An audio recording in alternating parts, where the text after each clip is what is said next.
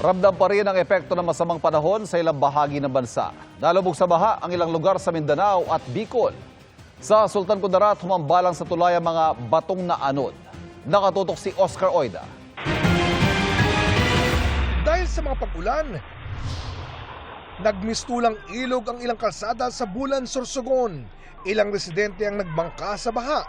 May lubid din sa gilid ng kalsada para may makapitan sakaling tumaas pa ang tubig.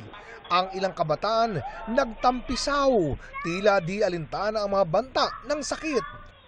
Ayon sa Bulan MDRRMO, halos 150 pamilya ang apektado at kinailangang lumikas. Umiira lang shear line sa Sorsogon ayon sa Pag-asa. Sa kalsadang ito sa barangay Malalag, sa Maitum, Sarangani, lagpas binti ang taas ng baha. Napilitan ng ilang rider na itulak ang kanilang mga motorsiklo. Ang iba naman, huminto muna sa gilid. Ayon sa uploader ng video, 2 oras stranded ang mga motoristang hinihintay humupa ang baha bago nakausad. Pinasok din ng tubig ang mga bahay. Sa Norbala, South Cotabato, baha sa 8 barangay simula pa noong Huwebes dahil umapaw ang mga sapa bunsod ng mga pag-ulan. Nilinis ang mga daluyan ng tubig sa ilang lugar gamit ang backhoe. Ayon sa Norala MDRRMO, apektado rin ang ektaryang palayan at gulayan.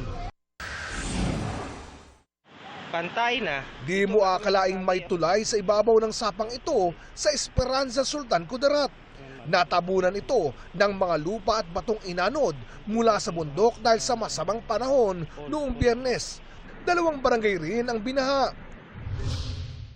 Ayon sa Pag-asa, localized thunderstorms at easterlies ang nagdadala ng ulan sa Sarangani, South Cotabato at iba pang lugar sa Mindanao. Para sa GMA Integrated News, Oscar Oida, nakatutok 24 oras.